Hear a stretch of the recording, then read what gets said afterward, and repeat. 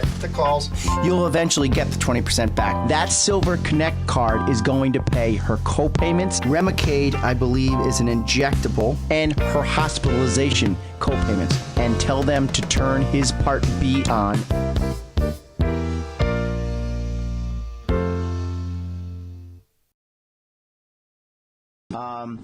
David Safara is going to be on at 1:30. He's a partner with the firm Giuliano, Richardson, and Safara out of Woodbury. Actually, a real brilliant guy.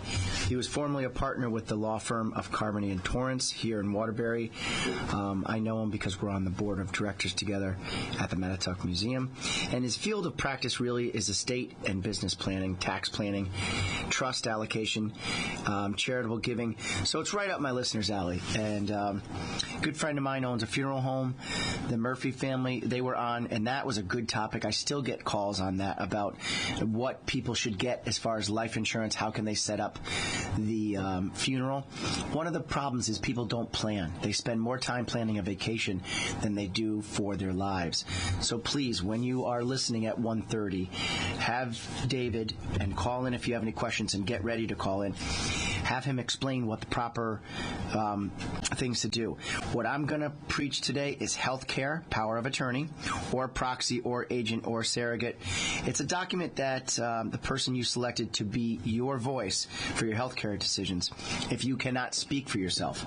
I am always on the phone. It's usually with the wives that have it.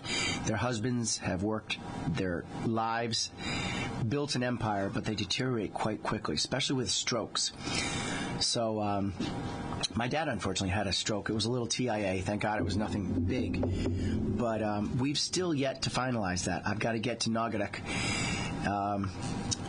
or Prospect. My dad lives in Prospect. I've got to get up there to God's Waiting Room, Toll Brothers, and I got to get that resolved.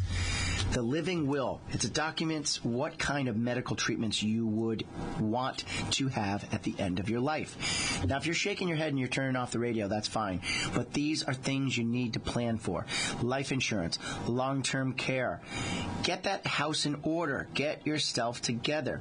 Let's talk about what my topics are today. Estate planning. What estate planning is.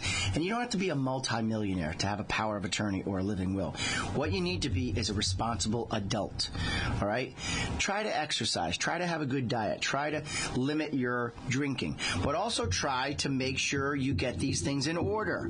Life is too short, and if you don't plan, it's going to be too late. So, sitting at the hospital with my father, I'm thinking, man, I'm the only one in Connecticut. My brothers and sisters are useless. They're like 4 hours away. So I'm going to be the one who gets called, as usual, if something goes wrong. I really want to wrap that up. I want to get power of attorney, limited power of attorney, not durable.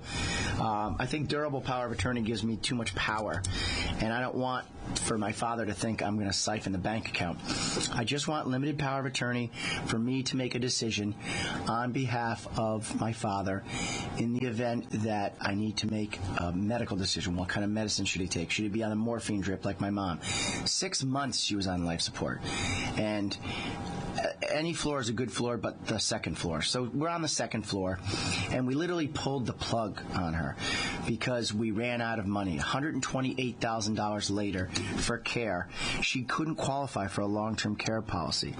So life support, you'd be so surprised what it is. It's a tube down your throat, a feeding tube, and a morphine drip. It's nothing like out of the Jetsons where, it's just a tube down your throat and morphine. And the way to kill somebody is just keep turning the morphine up.